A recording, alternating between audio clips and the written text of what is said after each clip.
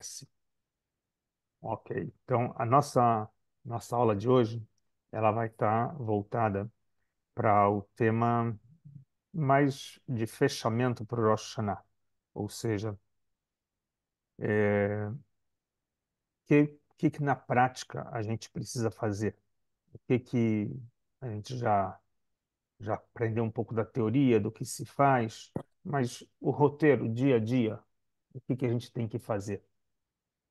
Então, antes de entrar no roteiro do dia exato, a gente A gente vai dar uma introdução para o que é feito na véspera.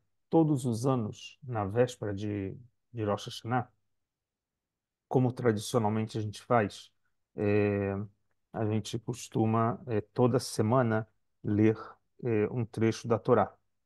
Isso é padrão. Todo Shabat, a gente, na sexta-feira, no sábado, na verdade, né?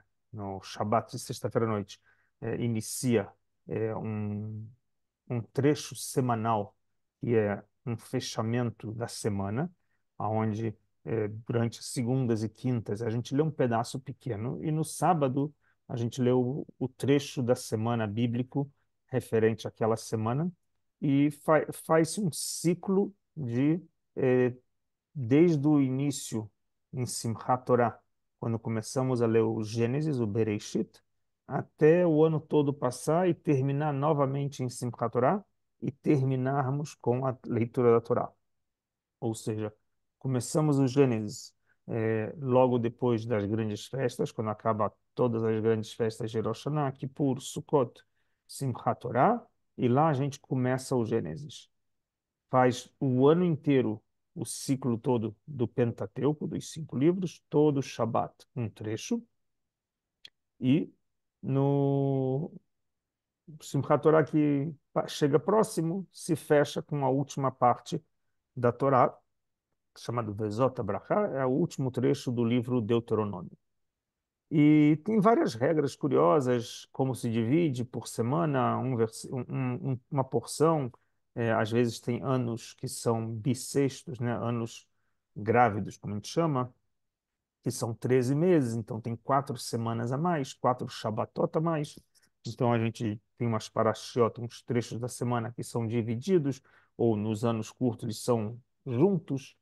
Então esse último Shabat, que é o último Shabat do ano, que a gente terminou agora, ontem, último Shabat do ano, antes do Rosh Hashanah, nós lemos um trecho, que é um trecho interessante, que é do finalzinho, ainda não é a última parte, são as últimas partes do livro Deuteronômio, Devarim, onde duas porções foram lidas juntas. Porção que a gente chama o nome de Nitzavim e de Vayeler. Nitzavim e Vayeler são duas porções que, em anos normais, que têm 13 meses, eles são separados. Em anos normais de 12 anos, de 12 meses, eles são juntos. O curioso é que esse trecho é sempre, todos os anos, na véspera de Rosh Hashanah. Ele vai cair sempre na véspera de Rosh Hashanah. E tem alguma coisa que, na verdade, assim, não é ao acaso que vai cair véspera de Rosh Hashanah. Porque esse trecho, o livro de Devarim, Deuteronômio, é um livro que ele é um resumo dos outros livros que Moisés passa para o povo antes de entrar em Israel. Grandes partes do livro Deuteronômio, ele já foi dito em outros livros, em Shmot, em Bamidbar, ou seja, ele é um resumo, até numa linguagem mais condensada. E assim, é como se fosse uma mensagem final antes de entrarem na terra de Israel. Esse é o projeto do roteiro do livro Pentateuco, da Torá, dos 5 livros de Moisés. E quando chega no Devarim, ele vai falar algumas coisas que são pesadas na questão da condicional. Se fizer assim, assim, assim, acontece assim, assim. Se não fizer, acontece outras coisas. E coloca toda a questão do direito, do livre-arbítrio, do direito de escolha, sabendo, olha, você tem o bem e o mal, a vida e a morte, a bênção e a maldição. Tem sempre as escolhas. E colocando também que E se você escolher errado, tem consequências, né? Tem prêmios e tem consequências. Se você escolhe certo, você tem a vida longa, você tem o paraíso. Se você escolhe errado, você tem o inferno, tem a morte, tem consequências. E nesse trecho, véspera de Rosh Hashanah, a gente tem, curiosamente, uma coisa muito bacana, que é o quê? Algumas frases que estão nessa porção semanal, que elas parece que estão colocadas propositalmente para o nosso Rosh Hashanah, para despertar a gente para o Rosh Hashanah. Primeiro, ela começa, eu vou ler, talvez em hebraico rápido, e traduzo para vocês, para entender como começa. O trecho começa falando assim: Atem nitzavim hayom kulchem lifnei Hashem Elokeichem. Vocês estão perante de Deus todos aqui, diante de Deus, seus líderes, e fala, seus chefes de tribos, seus anciãos, seus executores de leis, todos os israelitas, crianças, mulheres, os prosélitos, os cortadores de lenha, os carregadores de água, ou seja, ele se apresenta dizendo Atem nitzavim hayom kulchem lifnei Hashem. Vocês estão perante Deus, todo mundo aqui de pé, todo mundo, independente do seu status. Se você é juiz, se você é o ancião, se você é uma criança, um carregador de água, um lenhador, não tem diferença de status. Todos, dentro da sua composição sociológica, aonde você se encontra, está perante Deus. Isso é a primeira chamada para começar o trecho, ou seja, nos colocar em posição de, ou seja, se coloca, né? Você não vem argumentar de que, eu sou doutor, eu sou juiz, eu sou médico, eu sou professor, eu sei tudo. Não, não. Aqui todo mundo perante Deus somos iguais. Perante Deus não tem isso de que eu sou alto, bonito, sábio, rico. Perante Deus somos todos iguais. Então, essa primeira entrada e o trecho da Torá que a gente leu esse Shabat nos coloca com essa realidade. E Deus está mostrando para eles que vai trazer, está trazendo para eles um pacto, assim trazido uma aliança de Deus com o Senhor e aceitou esse pacto que Deus, o povo está fazendo com Deus e ele está transformando esse povo numa nação, a sua nação, e que ele vai ser um Deus para eles, assim como ele prometeu para Abraão, Isaac e Jacó. E Deus fala, mas eu não estou fazendo esse pacto só com vocês aqui, nesse juramento aqui embaixo do deserto, antes de vocês entrarem na terra de Israel. Não, estou fazendo isso não somente com vocês, mas com todos aqueles que estão de pé aqui conosco e aqueles que virão, e aqueles que ainda não estão conosco aqui, ou seja, teus descendentes. Então, ele faz um histórico que vocês foram escravos no Egito, abandonaram lá as idolatrias, as adorações de pedra e de madeira. É curioso que é dito pedra e madeira, são duas formas de idolatria que tem no mundo hoje. É, e ele fala que entre homens e mulheres, todos vocês devem adorar ao Deus e não deve haver entre vocês nenhum tipo de abismo, nada que interceda. A gente vê aqui que nesse pacto, o pacto ele é uma condicional, onde Deus coloca o povo todo perante ele e assume um pacto com eles. Para eles, não somente no momento, mas a responsabilidade para todas as gerações. Ele fala, não é só para vocês que estão aqui, mas para aqueles que também não estão. Ou seja, aqueles que não estão, significa aqueles que virão filhos, netos, bisnetos, né? E vão ter aqueles que vão se desviar do caminho, e vão ter aqueles que vão adorar madeiras, vão adorar pedras, né? Então, ele está falando sobre esse assunto e ele deixa claro que isso vai acontecer. Os judeus vão tropeçar, vão romper o pacto, e eu vou virar a cara, literalmente. É um dos trechos fortes que tem nessa passagem. E Deus fala, Esther, Astiret Panai, eu vou virar meu rosto. Ou seja, o que que significa se eu vou virar meu rosto? É, você vai estar recebendo, é, como tudo, né, ação e reação, e eu vou ficar na minha, porque a escolha foi tua, né?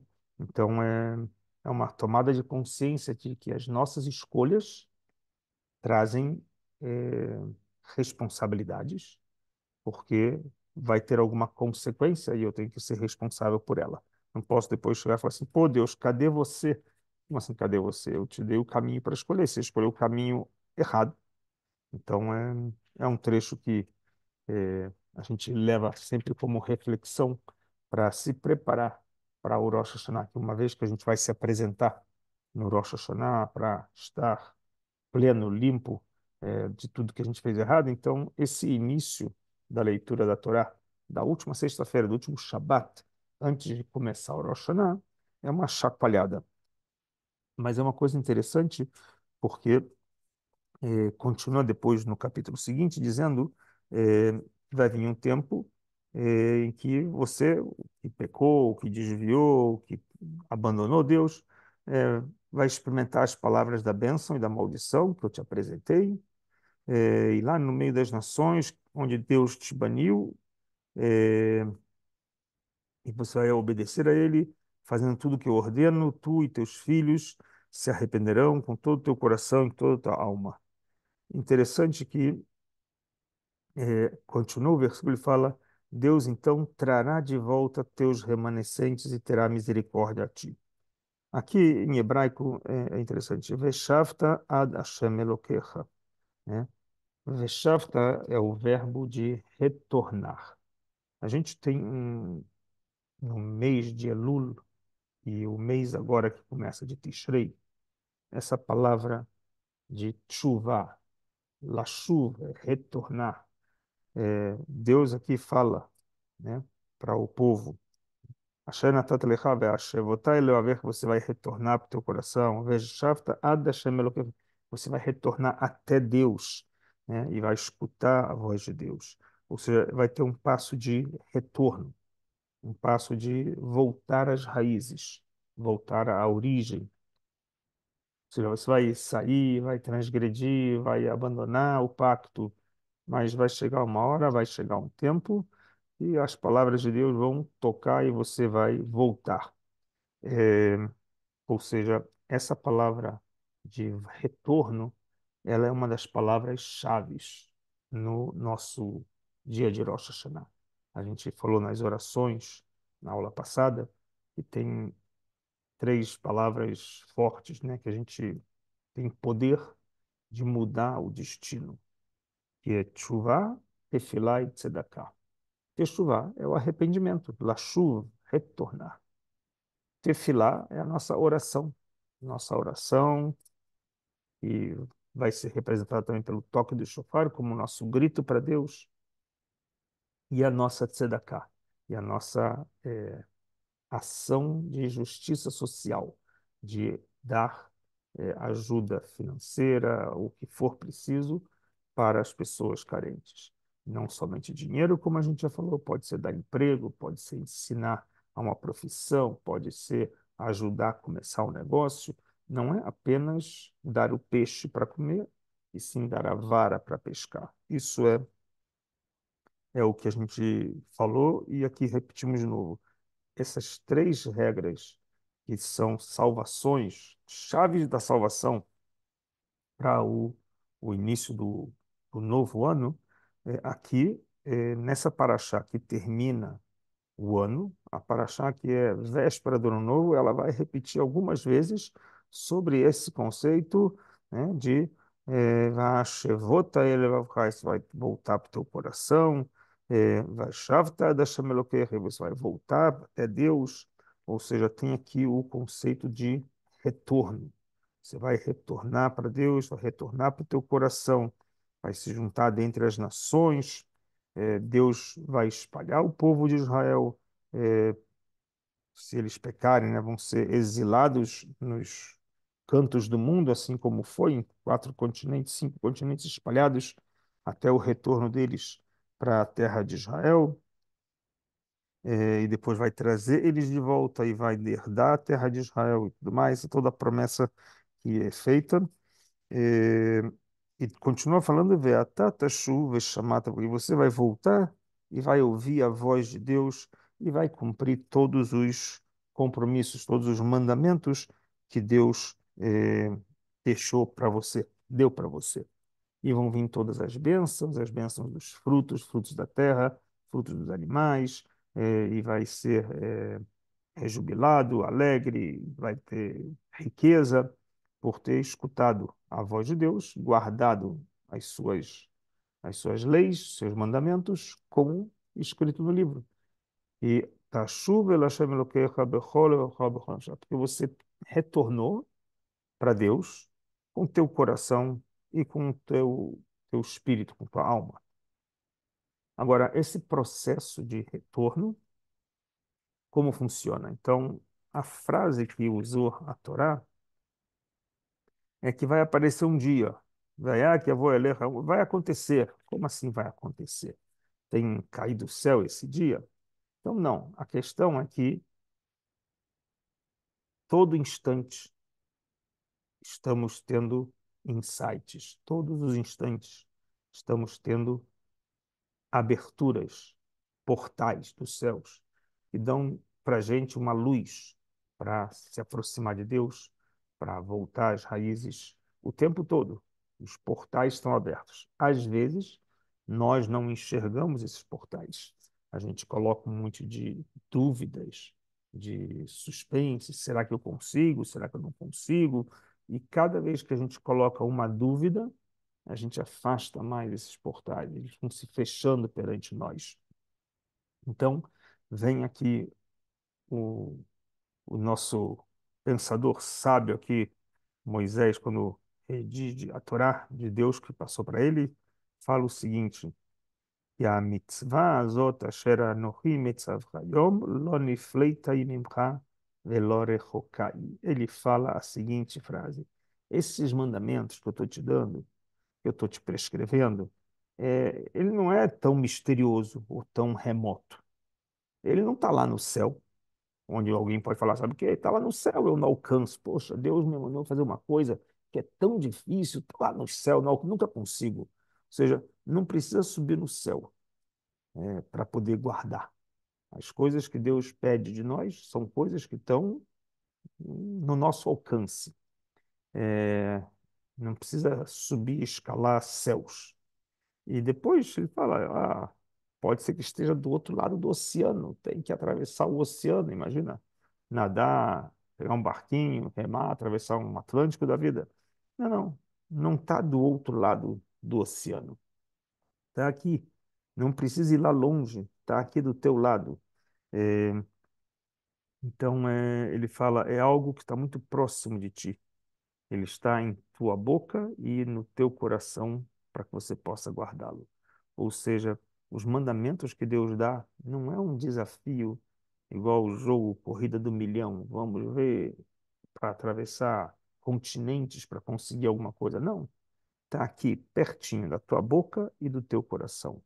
É, é uma coisa que é interessante. Que Karov elecha davar meod beficha ou bivavcha la'asotó. Da tua boca e do teu coração para serem feitos. Ou seja, boca e coração, eles devem andar em harmonia no projeto de execução. Não é somente o coração falar, ai, eu gosto tanto daquela pessoa, eu gosto tanto de... mas não faço nada por ela, né? Ou a boca que fala, fala, fala, mas também não faz nada por ela. Então imagina se pegar um exemplo, um mandamento simples que é honrar pai e mãe. Honrar pai e mãe, eu tenho que fazer, todos nós temos que fazer. Então, os pais precisam de alguma ajuda, aí você fala assim, sim, já estou indo, já estou indo. Meu coração está contigo, eu já estou chegando. Quando chega lá, o pai já fez sozinho tudo. Você, poxa, não ajudou em nada. Ou seja, falar, sentir, olha, estou contigo, faz coraçãozinho, estou contigo.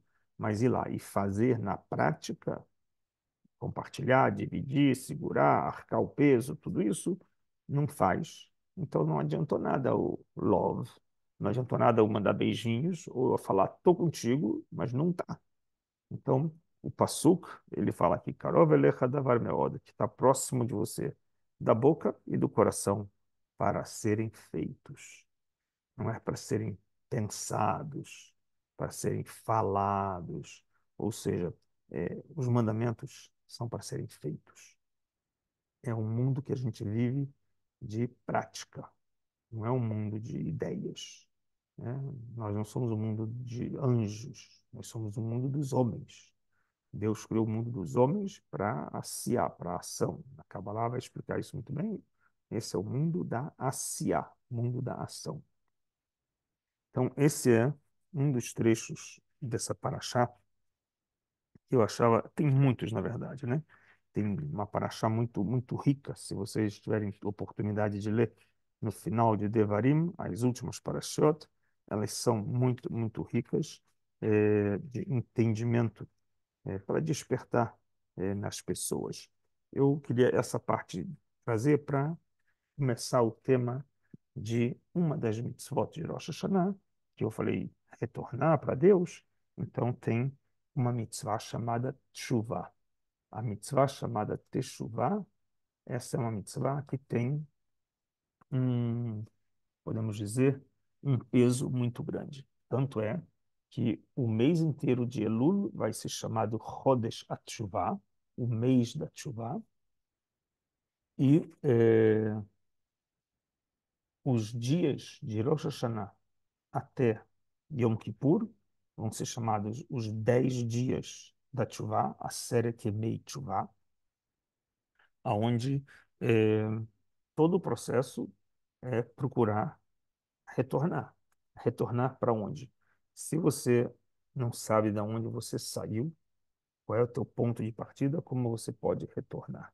Se você não sabe qual é a origem, como você vai retornar? Então, primeira coisa, alguns sábios discutem isso ao longo de séculos e séculos. Maimônides, 800 anos atrás, um pouco mais, escreve muito material sobre as leis da Teshuvah, e uma das coisas importantes que ele escreve é que precisa, como fase inicial, uma coisa chamada tomada de consciência. Tomada de consciência é você estudar sobre aquilo que você está errando, descobrir qual é o caminho certo, e na hora que você estudou e descobriu qual é o caminho certo, aí você vai saber que o teu caminho estava errado. Tomou consciência de que estava errando, agora você tem a oportunidade de fazer uma U-turn, meia volta, né? Rotatória. Você vai fazer uma rotunda e dá a volta completa e vai para outro caminho. Se o teu caminho estava na direção A e agora está sendo errado esse caminho, então você procura agora voltar para a tua fonte e procurar o caminho correto. Então, esse processo é chamado tshuva, onde você tem que tomar consciência primeiro do erro, se arrepender que teve esse erro e procurar não repetir esse erro, e sim corrigir ele, né? Então, se é num modelo de relacionamento, no modelo de estudo, no modelo de trabalho, aonde tiver na nossa vida, você tem um erro, você vai lá, faz uma correção e começa de novo da maneira adequada, da maneira como tem que ser. Esse é o assunto de tshuva. Dentro dos conceitos divinos, nós temos todas as mitzvot, tudo que Deus nos ordenou. Então as pessoas param e tomam consciência: olha, eu tenho essas mitzvot para fazer. Nunca fiz, ou já fiz, larguei.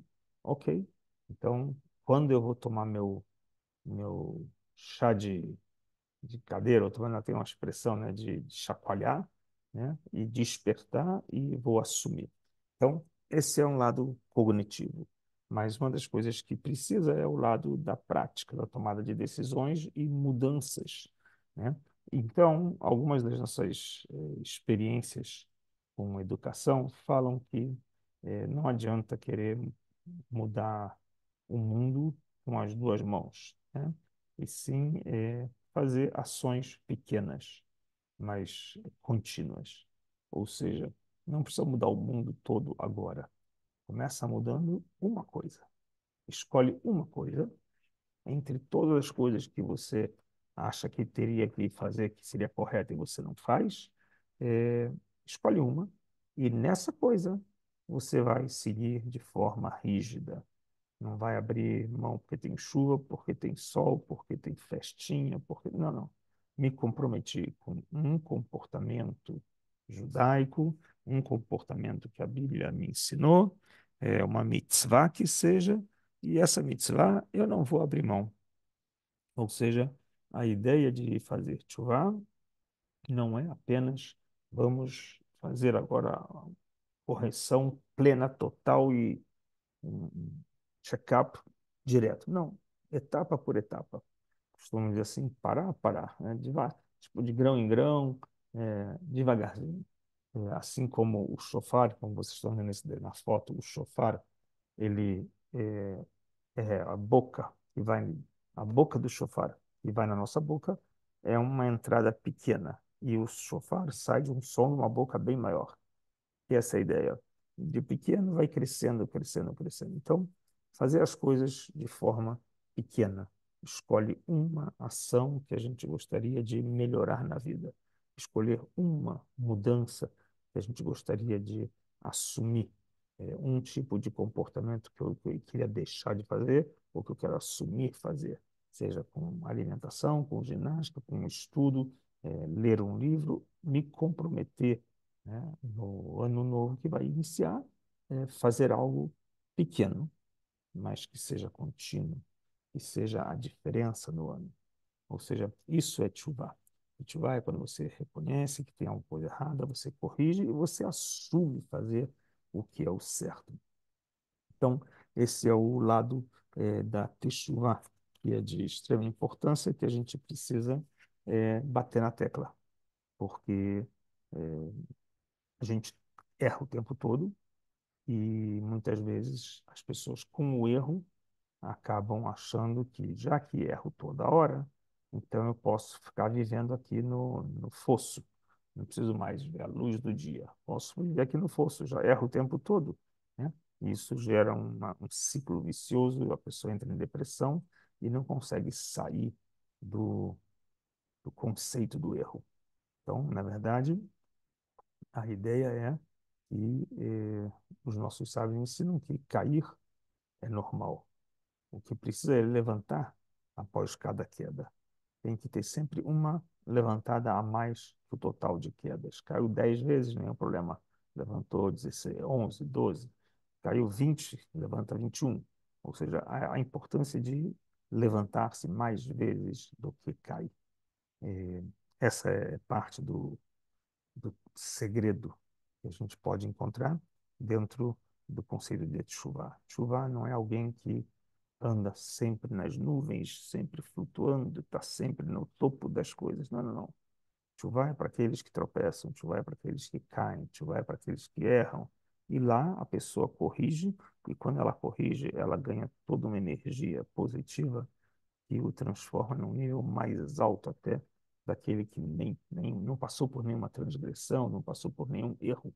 Ou seja, ele já vem com uma carga dobrada. Tudo aquilo que ele fez errado, ele agora ganha uma carga dobrada, que ele virou uma carga positiva, somando a ele. Então, isso é algo de extrema importância, né?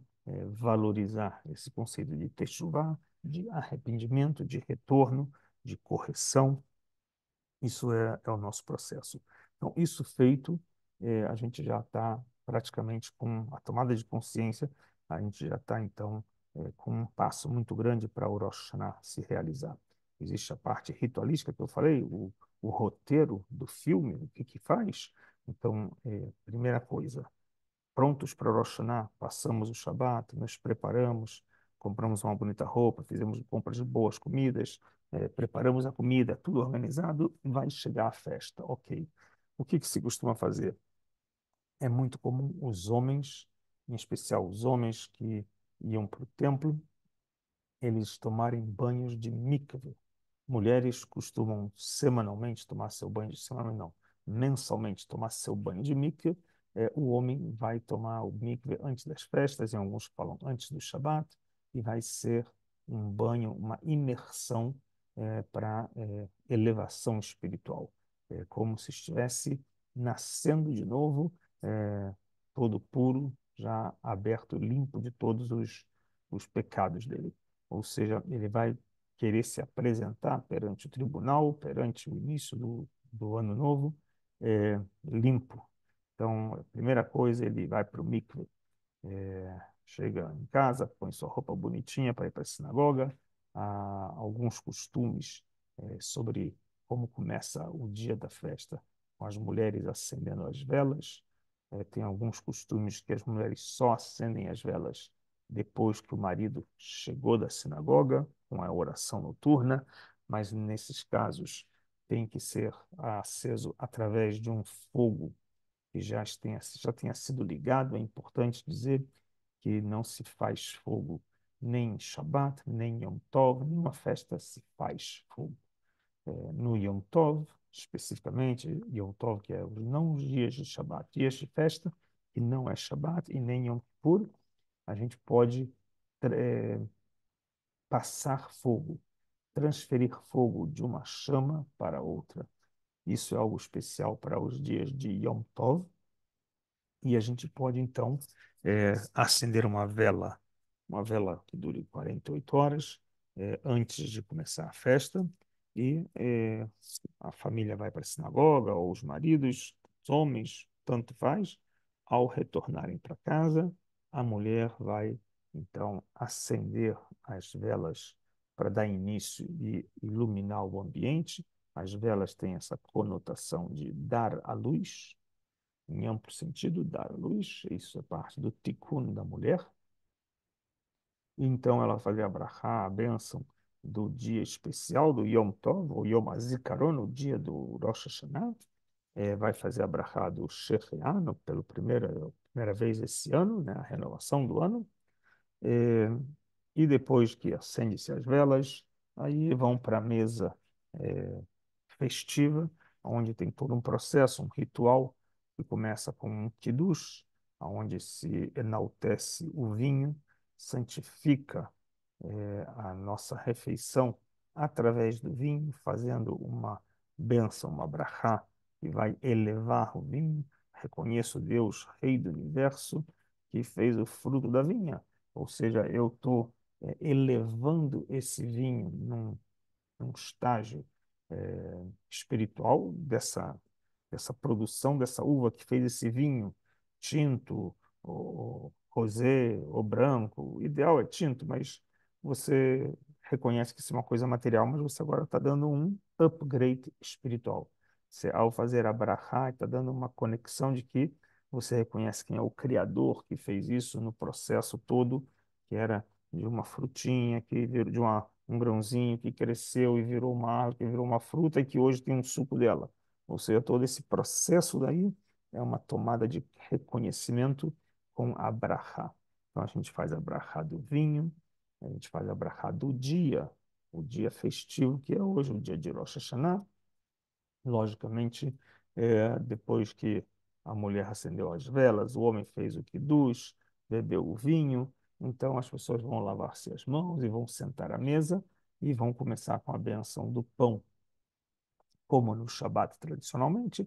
Aqui no Yom Tov não é diferente, apenas que o pão vai ser um pão diferenciado, com formato redondo, toda a ideia é, de cíclico, o mundo todo ele num grande ciclo, numa grande volta, tudo volta ao mesmo lugar, uma série de explicações em cima disso, mas ao comer o pão, a gente, como falou na aula passada, vai molhar o pão no mel, e vamos comer coisas que são mais doces, aquilo que forem alimentos eh, agridoces ou salgados ou apimentados, essas coisas se costuma evitar, ok? Então, a mesa do Yom Tov, uma mesa, logicamente, que o ideal é ter no dia de Rosh Hashanah, que as pessoas tenham roupa nova, possam ter o prazer de experimentar e renovar alguma coisa, uma vez que estamos falando da renovação da renovação do homem, do ser humano, mas também da renovação em tudo. Então, para agradar homens e mulheres, a gente gosta de coisas novas, a gente gosta de coisas bonitas. Então, é uma das propostas também que na mesa se use alguma coisa nova, pode ser uma roupa nova. Eh, no segundo dia, são 2 dias de Rosh Hashanah. No segundo dia, se costuma colocar na mesa uma fruta nova que não se comeu nesse último ano, para se dar a oportunidade de fazer a bênção de Shechianu. A bênção de Shechianu é uma bênção que se faz quando se vê algo pela primeira vez, depois de um ano, ou depois de muito tempo, e você faz uma bênção de Shechianu. Ou pela primeira vez, alguma coisa que acontece na vida, você faz a bênção de Shechianu. Shechianu, Vekimanu, Veigan, que a gente está vivo e chegando a esses tempos para poder concretizar isso. Ou seja, somos gratos a Deus a essa realidade. Então, eh, o, o alimento que a gente vai comer, a ralá redonda, é com mel. Falamos já também que o mel é o assunto de adocicar e pedir misericórdia para Deus. É, e depois tem todos os rituais que a gente falou na aula passada, dos alimentos, maçã, tâmara, todos os alimentos que contei para vocês na semana passada. Esses simanim, eles são a parte dos desejos que nós queremos, nossos anseios, nossos pedidos. Seguimos o jantar, alimento, família. Não se costuma adormecer muito no dia de Rosh Hashanah, evita-se dormir muito, porque tudo que acontece nesse primeiro dia vai ser uma energia para o ano todo. Então, para ninguém ficar sonolento no ano, para que ninguém fique ficando touca durante o ano, estar desperto, estar atento, essa é a ideia. Não dormir de noite só, não dormir soneca de tarde, em esses conceitos com relação ao sono. Mas as pessoas, depois do jantar, alguns costumam ler salmos também, alguns grupos sim, outros não. As pessoas estudam um trecho da Mishnah sobre Rosh Hashanah e, logicamente, vão descansar. No dia seguinte, cedo, vamos para a sinagoga e, no ritual da sinagoga, nós vamos ter as orações matinais. A oração matinal, a parte matinal antes do toque do shofar, o toque do shofar ele é feito no meio do dia da oração. Tem a oração matinal e a oração de acréscimo. A oração matinal ela vai terminar com a leitura bíblica, como todas as semanas a gente lê na Bíblia. Então, passa-se as orações iniciais, costuma-se fazer até bem rápido a parte inicial, porque enquanto não tocamos o shofar, não despertamos em Deus o atributo da misericórdia. Ou seja, ainda estamos sobre o jugo da severidade. O anoitecer, a forma como Deus enxerga o mundo pelo anoitecer é a forma severa. Então, enquanto o shofar não é tocado, enquanto o shofar não vai amolecer o coração, não vai trazer o nosso choro, a gente ainda está sendo julgado de forma severa, pelo din, pela forma mais rígida. Então, a gente costuma fazer a reza na manhã mais rápido do que a parte do Musaf. O Musaf já é mais devagar. Tudo isso para que o toque do shofar seja logo cedo, quanto cedo melhor, para romper nos céus o atributo do Din e que desça o atributo da misericórdia. O Din é da justiça, da severidade. Então, o shofar tem esse papel, não só de despertar em cada um de nós nossos arrependimentos, mas também um papel de quebrar todos os caminhos da severidade e transformando eles em caminhos de misericórdia. Abre caminho, podemos chamar assim. Então, depois do toque do shofar, a verdade é que antes do toque do shofar, se a reza se estende um pouco, então as pessoas ainda podem tomar um cafezinho, faz um pit stop, um kiddush que a gente chama, um pit stop, e segue a reza começando com o shofar e emendando com a reza do acréscimo, que é chamado Musaf, que é uma reza mais longa, e a gente vai, nessa reza do shofar, do Musaf, tocar shofar algumas vezes dentro. Se faz um total de toques, Normalmente costuma-se tocar 30, primeira etapa, depois outros 30, um total de até 100 toques de shofar no período da parte da oração da manhã, desde o início do shofar até o final da oração do Musaf, onde se dividem isso em 30, 30, 30 e outros 10. Logicamente que alguns explicam que tem aqui um lado místico, um lado meio cabalístico, que é para enganar o Satã, para enganar as mais energias, né? O Satanás. Ou seja, você coloca como se fosse alguns que não são oficiais para ele, se ele vier te atrapalhar, ele não vai te atrapalhar o oficial. Né? Que o papel do Satanás é esse, o papel do Satanás é te impedir fazer o que é o bem, te impedir concretizar a tua missão. Essa é a ideia que tem. É, depois do toque do shofar, com a reza do Musaf, uma curiosidade, se faz a bênção dos Kohanim nas festas, já que em Israel se faz praticamente todos os dias, na diáspora só nas grandes festas, a bênção dos Kohanim é feita, eh, e terminam o, o que a gente chama o Musaf, a oração matinal, que é Shacharit Musaf.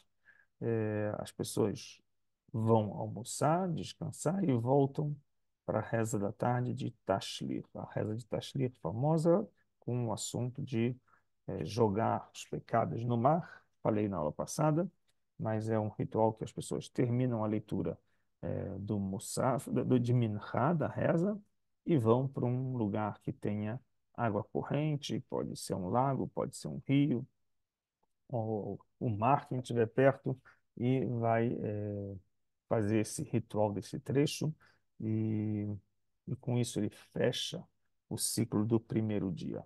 É muito comum pessoas, nos intervalos da reza, não ficarem batendo papo.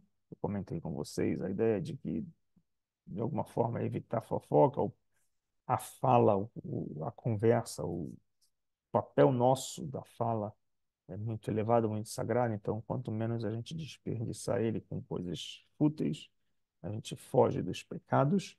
Então, muitos sábios eles orientam que a gente, ao longo do nosso tempo, se não estamos no meio da oração, nem em refeição, nem então uma ajuda, alguma especial, então usem a fala para ler Teilim, para ler os Salmos. Os Salmos são 150 capítulos dos Salmos, pode se dividir desde a noite do primeiro dia até o final do segundo dia de Rosh Hashanah, nesses 2 dias, um dia extenso de 48 horas, pode se dividir para lerem até em mais pessoas, 2, 3 pessoas dividem o livro dos Salmos. Se alguém quiser sozinho ler também, pode ler, não é o fim do mundo, mas é uma alternativa para as pessoas ocuparem a sua mente nesse dia em conexão com o Criador. Essa é a a grande sacada, porque, assim como a gente falou da techuvá, do arrependimento, quando a gente toma consciência de que o arrependimento é parte importante do processo, porque as pessoas erram, as pessoas caem, as pessoas falham. E aí, se você fica olhando apenas na falha, fica olhando apenas na queda, você não consegue levantar os olhos e enxergar que tem solução. Você corrige o problema e vai atrás da solução. Ou seja, você errou, você falhou, mas então você não quer dizer que desistiu da vida, você vai lá e corrige. Nofel vekam, nofel vekam. Caiu, levanta, caiu, levanta. Caiu, levanta, caiu, levanta. Essa é a ideia. Então, Traduzir para meu, qual idioma? meu Siri aqui no celular está falando comigo. Então, nós praticamente terminamos essas orações e vamos para casa, vamos almoçar, vamos fazer o minchá, fazer o tashlir e fechamos o primeiro dia de Rosh Hashanah. A oração do Shacharit, do Musaf, de Minchá durante o dia, e à noite fizemos o Arvit. Vai começar o segundo dia, é praticamente os mesmos moldes, apenas que não vai ter o Tashlir. O Tashlir é apenas uma vez entre o primeiro e o segundo dia.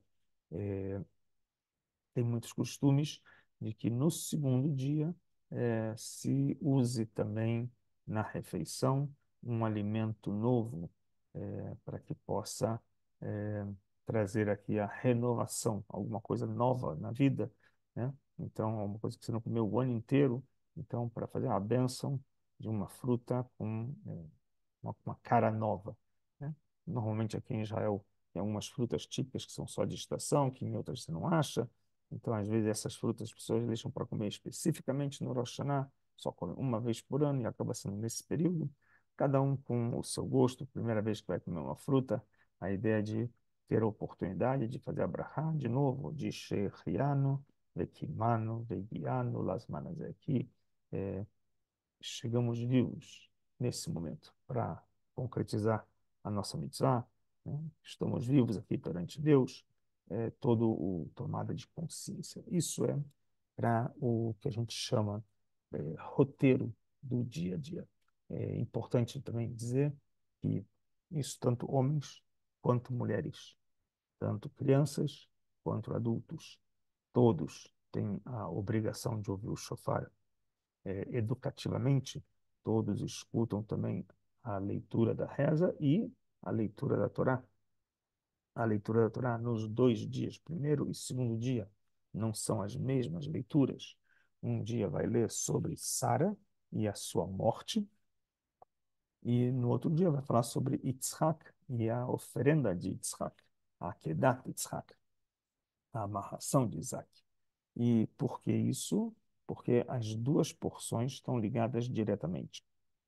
O acontecimento de Isaac ser amarrado no Monte Moriá por Abraão para a oferenda era no dia de Rosh Hashanah, e Sara vai morrer no mesmo dia. Quando ela escuta que o pai está levando para sacrificar o filho, ela morre. Então, tanto a morte de Sara, né, a passagem de Sara, como a oferenda de Isaac, ou, na verdade não foi oferenda, foi uma amarração, porque ele não foi ofertado, né, amarrou apenas, a Kedat Yitzhak. Isso foi no dia de Rosh Hashanah. Então, nós lemos nesse dia de Rosh Hashanah, nos 2 dias, primeiro e segundo dia de leitura da Torá, nós lemos esse episódio histórico, onde nos faz a alusão dos acontecimentos desse dia, séculos anteriores. A oração em si de Musaf tem o toque do shofar, então é importante que todos sejam orientados a terem a disciplina de ouvir o shofar e não conversar durante a hora do shofar, ou conversar de alguma forma. Sinagoga não é um lugar feito para conversas, não entre nós. É uma conversa entre nós e Deus, né? Não entre nós em rede, mas é entre nós com o provedor. Essa é a ideia do, do, de conversar, né?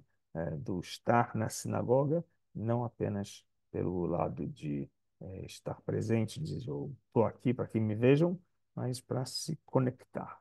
O momento é um momento de conexão. Todo esse mês de Elul, um mês de introspecção, um mês de avaliação, um mês de recuperação, e vem o mês de Tishrei, onde as pessoas assumem, como eu falei antes, escolha um único ato que você pode melhorar na vida. Um único ato. E esse ato você se compromete a melhorar. Essa ação que você faz corriqueiramente, ou uma vez por semana, escolha fazer ela melhor. Escolha não esquecer ela. Escolha fazer ela. E aí, vamos ver se isso vai fazer parte do que é o shofar, do shipur, do aperfeiçoamento, do melhoramento. Esse é o tema que é importante. Então, nesse nosso roteiro muito simples, qualquer um que eh, frequenta uma sinagoga vai poder encontrar um Mahzor, um livro de rezas em português, tem no Brasil hoje, tem em inglês também, para quem preferir, e pode acompanhar as orações, pode acompanhar o passo a passo do que é feito, e também vem as explicações do que se faz na mesa de casa, com as orações, com o kiddush, com enaltação do dia, com a valorização do dia, com um copo de vinho, com todos os bons alimentos na mesa que vão ser alusivos ao ano novo, que nem a gente comentou na aula passada.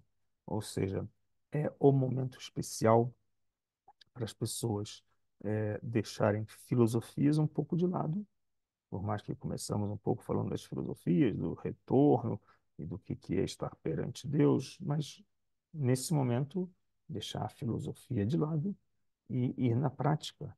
Ir na prática tem que ter velas na mesa para acender, tem que ter as halotes, tem que se preocupar que tenha comida para as refeições. No dia de Yom Tov, é diferente de Shabat. Shabat a gente é proibido prender fogo, acender fogo. Em Yom Tov, você pode passar fogo de um fogo para outro. Posso acender a minha fogareira lá para fazer churrasco, se eu trouxer fogo aceso de um outro pavio. Então, deixar uma chama acesa, uma chama piloto, é o padrão nas comunidades judaicas, onde pode se cozinhar, ou seja, uma vez que passou o fogo, você pode cozinhar, você pode esquentar, pode fazer as coisas para aquele dia, não para outro dia, mas para a tua necessidade naquele dia. Então, isso é uma oportunidade também que pode diferir a festa que a gente chama de Shabbat e de Yom Tov. Shabbat não se pode transferir fogo, não se pode tocar em fogo, é tudo um pouco diferente. Já no Yom Tov, o fogo não é untouchable. Pode tocar, ele queima, né? Mas pode tocar no fogo, pode tocar para transferir para outra vela, pode transferir para acender o forno, pode transferir para acender um cigarro, quem fuma, Deus me livre. Ou seja, tudo isso faz parte. Então, conhecer esse ritual é importante. É, as pessoas que gostam muito de filosofar precisam ter a experiência de colocar toda a filosofia em quatro paredes e experimentar como lidar com esse aperto de emoções, colocar todas elas num pequeno ritual.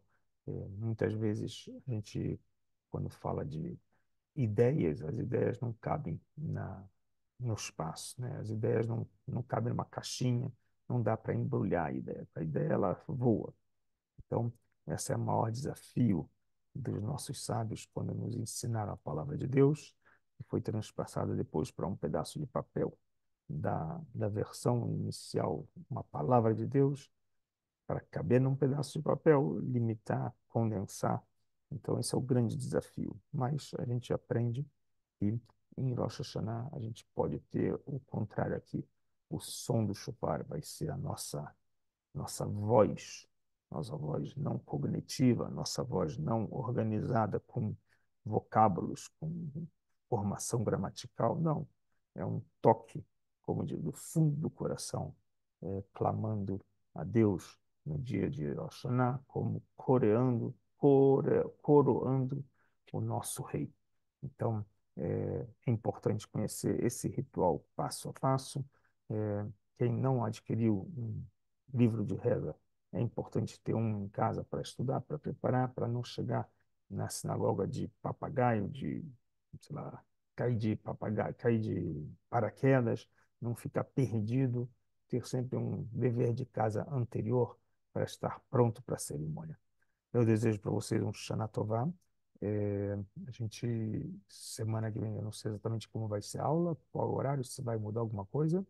Eu vou passar no grupo para vocês. Espero que até os próximos 2 dias a aula esteja já também no canal do YouTube para acompanhar, quem quiser, ou para passar para os outros que não chegam nesse horário para ver e vêm depois.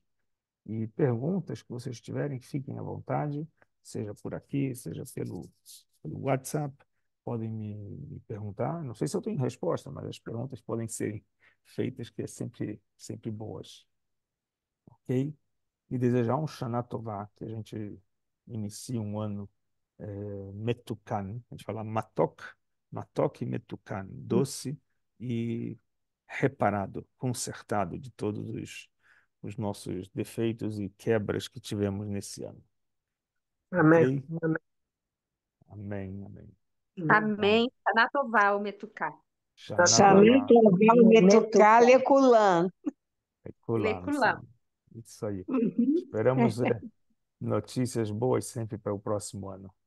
Amém. Com certeza. Amém, amém, Toda amém. Arabá. Obrigado a vocês, um abraço e Shana Tová. Qualquer coisa, mandem mensagem que eu estou no WhatsApp. Shana Abraço, Tová. abraço. Obrigado. Vai Shavuatov, vê Shana Tová. Isso mesmo. Shavuot Amém, já emendando com amém. Shana Tová. É, com Abraço para certeza. todos. Abraço. Obrigado. Tá bem, obrigada. Tchau, Lembrança. tchau. Obrigado. Tchau, tchau. Tchau.